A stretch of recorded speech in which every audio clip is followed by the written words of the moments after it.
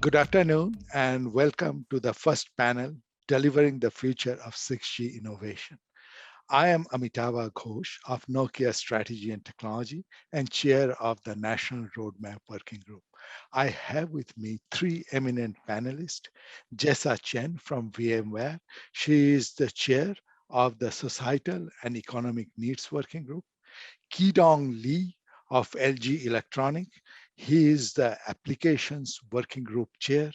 And Colleen Josephson from VMware. She is the Vice Chair of the Green Working Group. Have a set of questions for the panelists. The answers should be brief and to the point.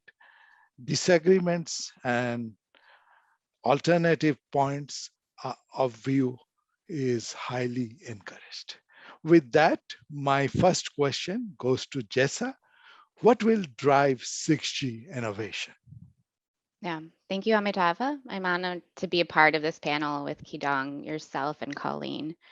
And so when I think about what drives 6G innovation, I think about this symbiotic relationship between technology and a community's societal and economic needs. And as technology shapes human behavior and lifestyles, so too must society shape that technological evolution. And so as we look to 6G, there's this imperative to incorporate environmental, social, and economic factors throughout the full 6G life cycle of research and development. Societal needs are material, and when we integrate them, what results are more innovative solutions. And these solutions have the potential to progress those five critical outcomes for society around digital equity, trust, sustainability, economic growth, and improved quality of life. Yeah, and Jessa is completely right here. 6G innovation must be driven by the needs of society. And as she mentioned, one of the major drivers will be sustainability. The world, rightfully so, is growing more concerned about technology's impact on our environment. And 6G is not going to be seeing sustainability as an afterthought, but rather 6G is going to need to be designed upfront with sustainability in mind. And we're going to need to go deeper than simple energy consumption. We need to keep in mind things like material sourcing, renewable energy, water use, recycling, and that's just to name a few.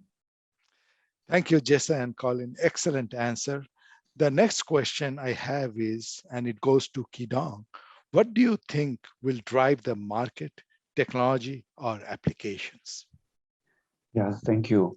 So from the perspective of applications, I think one of the key factors that drive the market and applications is certainly the desire from the customer populations longing for new type of services, especially their desire emerging from their own knowledge and expectations.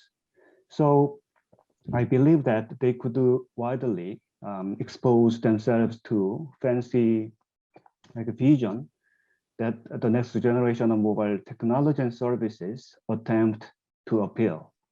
So I think it is widely agreed that they had some desire on what they didn't have in the past, but still want to have in the future generation of mobile services. So it's apparent that we, including our younger generation of populations, will continue to have such a desire even greater, both in our living environment and the working one. So the desire that people have about new type of services is certainly one of the key factors for 6G market and applications. However, such desire alone can hardly bring innovations upon us. Fortunately enough, there are plenty of candidate technologies for 6G services lined up. As a follow-up, Kidong, what could be the game changer for 6G as the first smartphone where for 4G, the whole paradigm of 4G was changed due to the introduction of smartphone, and what services and application could be a result of this innovation? Yes, yeah, I think it's a great question. So we are going to have both visible and invisible changes in the way we live. So for example, in studying, working, playing games, and playing critical roles, for example, in the public safety sectors and the like. So four foundation areas we can talk about in which we are going to have some innovation-driven changes. So living, experience, and critical roles, for example, in the public safety area, and high-level societal goals. So living means we are going to have improved quality of everyday living, and experience, we are going to have some improved quality of experience, for example, in entertainment and learning, and for example, healthcare. So critical aspect may include some improved quality of critical roles in sectors such as healthcare, manufacturing, agriculture, transportation, and public safety. And we are going to have some high-level societal goal achieved through the 6G services. Thank you, Kidong, for your answer. And this is a great segue to my next question. What are some of the North American drivers and applications? And Jessa, your response to this question. Yeah, I think this is an opportunity to build upon what Kidong had said. And what comes to mind for me is healthcare. And I think about it certainly as like a basic human right. And also this acknowledgement that equitable access is still a challenge in many parts of North America. And if I were to think about the US as an example, healthcare spending is 20% of the US economy. And healthcare costs in the US are twice as much as in other countries.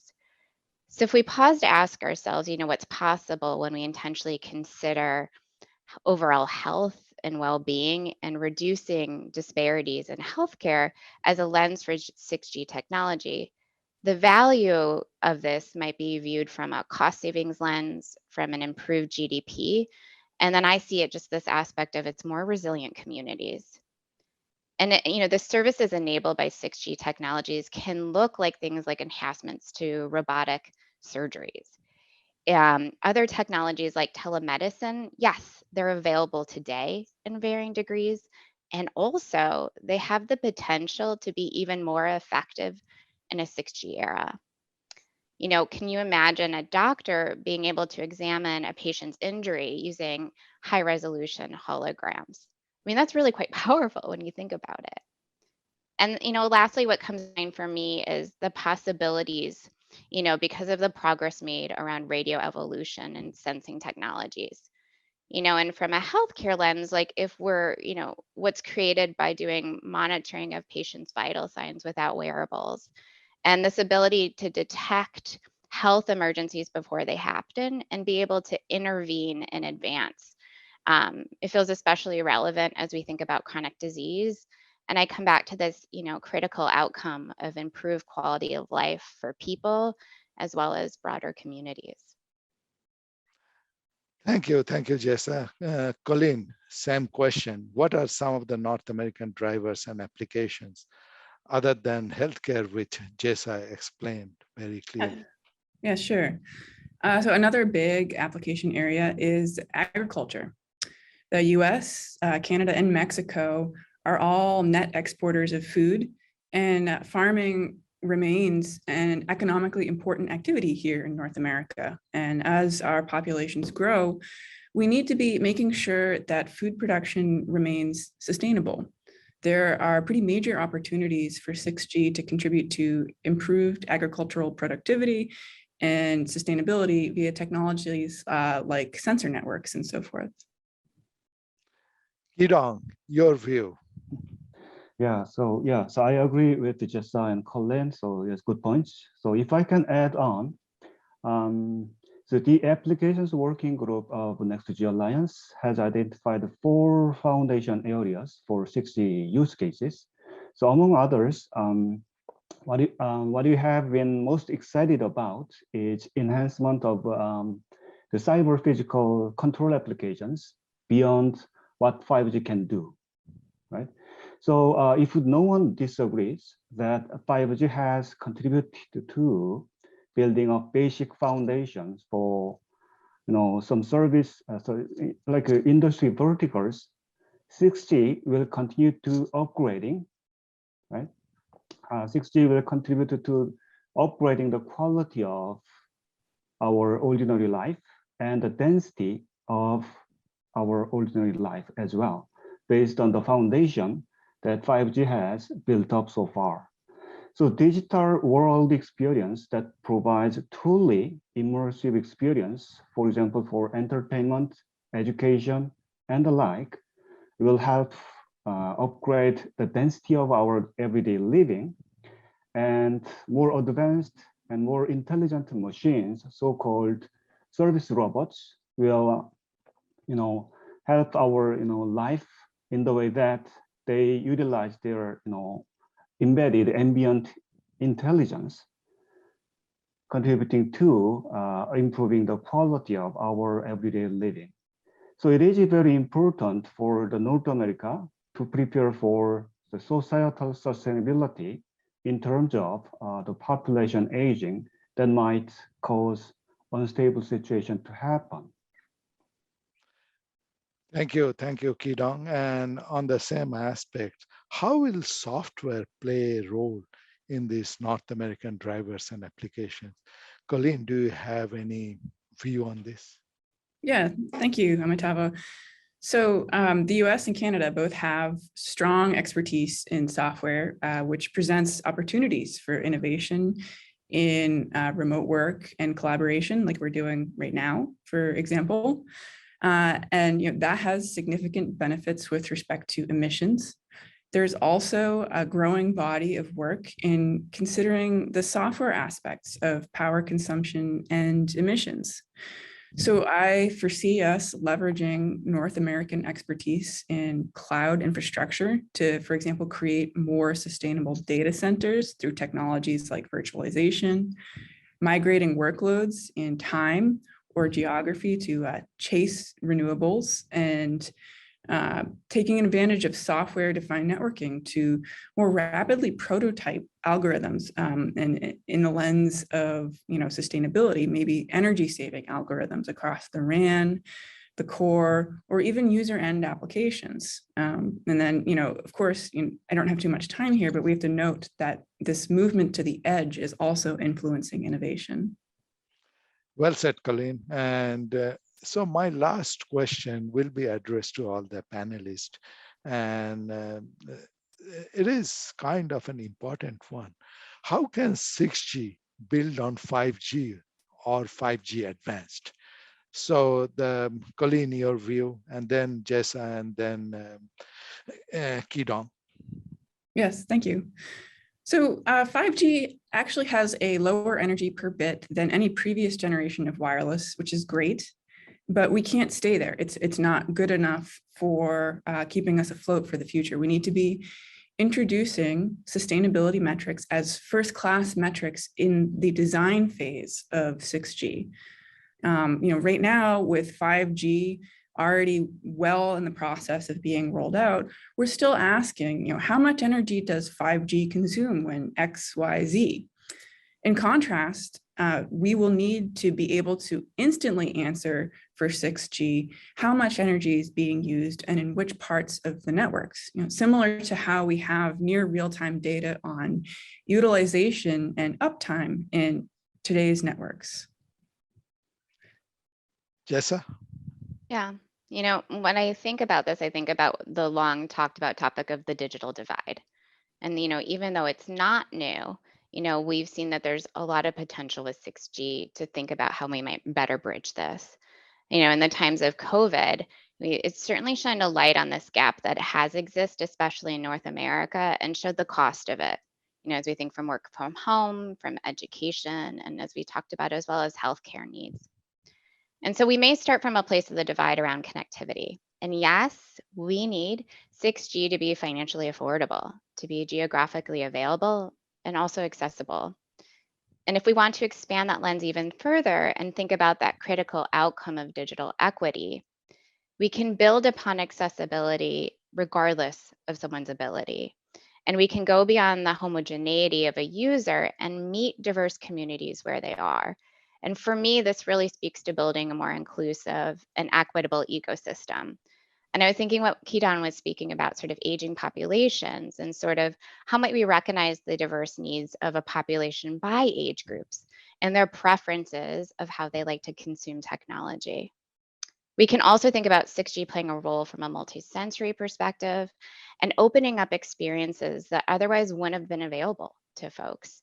And so by tailoring to these people's, to our like our communities, our friends, our neighbors, their abilities, I see that we're actually building capabilities within our communities, and that actually can help bridge this divide versus further widen it. Thank you, Jess. And you answered the question on how 6G's ability to bridge the digital divide from a societal viewpoint. I like to address Kidong from the wireless viewpoint. How will 6G bridge the digital divide? Yeah, thank you. It's a great question. So from the perspective of wireless, communication opportunity in the era of 6G, what you can say is something about the wide area of coverage provisioning. So for example, the United States has a wide range of population density from state to state, county to county. So it is considered very important to provide opportunity to virtually everywhere human reside, such as rural area. So it is not only about voice or internet services, but also it is about more advanced type of services. So we can expect that on-demand intelligence will be made available virtually everywhere through 3D network in the sky, utilizing a smart combination of satellite, aerial, and the terrestrial platforms. Excellent. I think that is a very good answer. So the goal is in the US to provide broadband to everybody, right? And even in rural, urban, suburban areas. And to do that, you need a combination of terrestrial and non-terrestrial network. What you said that we should bridge this gap. And so there should be a seamless transition from terrestrial to non-terrestrial networks, which can use low Earth orbit satellites or LEO, or high altitude platform services, HAPS, and so on and so forth. So this is a very good technique to bridge the digital divide. Thank you for your answer. So my last question goes to everybody, starting with Jessa, then Colleen and Kidong. What are your thoughts on 6G? And what are your final thoughts on 6G? So that is the question.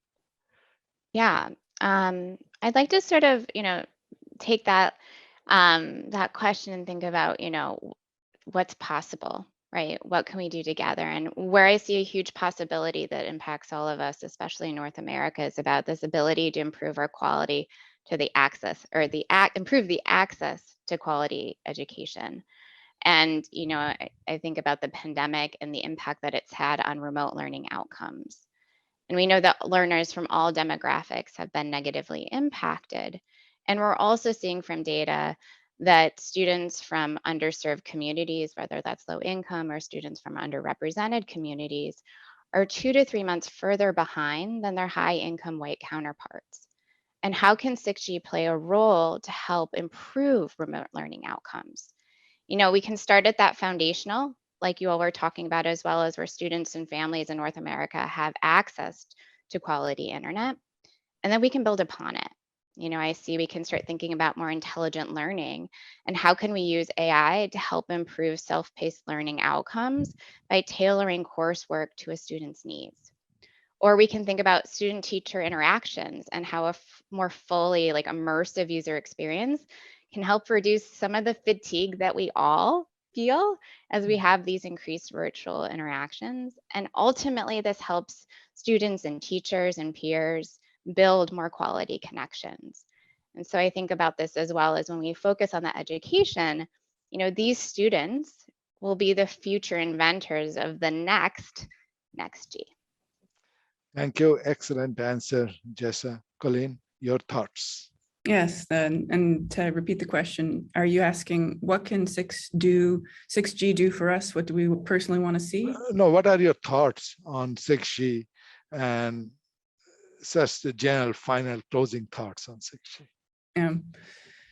Is the one thing that I have in mind that wasn't covered is this moonshot idea of how can we enable, not just 6G itself to be more sustainable, but how can it enable sustainability more generally? So one thing that comes to mind is tracking carbon emissions.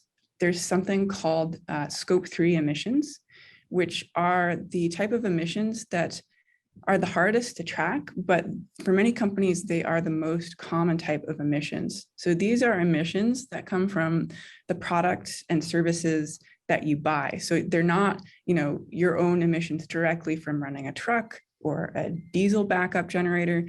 They're not emissions from the electricity you buy, but rather if you buy a laptop, for example, the materials sourced to create that laptop have a carbon footprint, and the work that it takes to get the workers to the factory to create that laptop have a footprint. The transit to get it from where it was created to your desk all has a footprint. So, one of the reasons that Scope 3 emissions are difficult to work with is it's very difficult to track. So can we leverage 6G technology to help us do provenance tracking for emissions, so we have a much better idea of what the footprint is of these products that we're consuming? Because I firmly believe that the first step to solving problems is getting a good grip of the problem, a strong ability to measure it and give it a status quo. A great moonshot idea, Colleen. And Kidong, we have 1 minute left. What you want 6G to do for you, you see? Yeah, so previously I mentioned that people, generally us, we have some desire about what we didn't have in the past, about some 5G or 4G services, but still want have something, some new thing in the near future.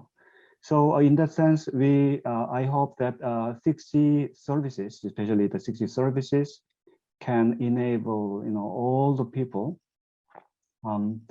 have the tremendous benefit and opportunity to enjoy themselves in their own living environment, studying for students and working safely and pleasantly, and then also playing games and playing whatever they want, for example, in the public safety area as well, so that we can get some better quality of our lives. Thank you, Kidong. I think we have come to the end of the panel. Great answers to the question. And I really like to thank you, all the panelists, Kidong, Colleen, and Jessa, for their excellent answers. And I like to welcome Andy Thiessen from MITRE for the next panel on 6G technology solutions. Thank you. This is Amitava signing off now.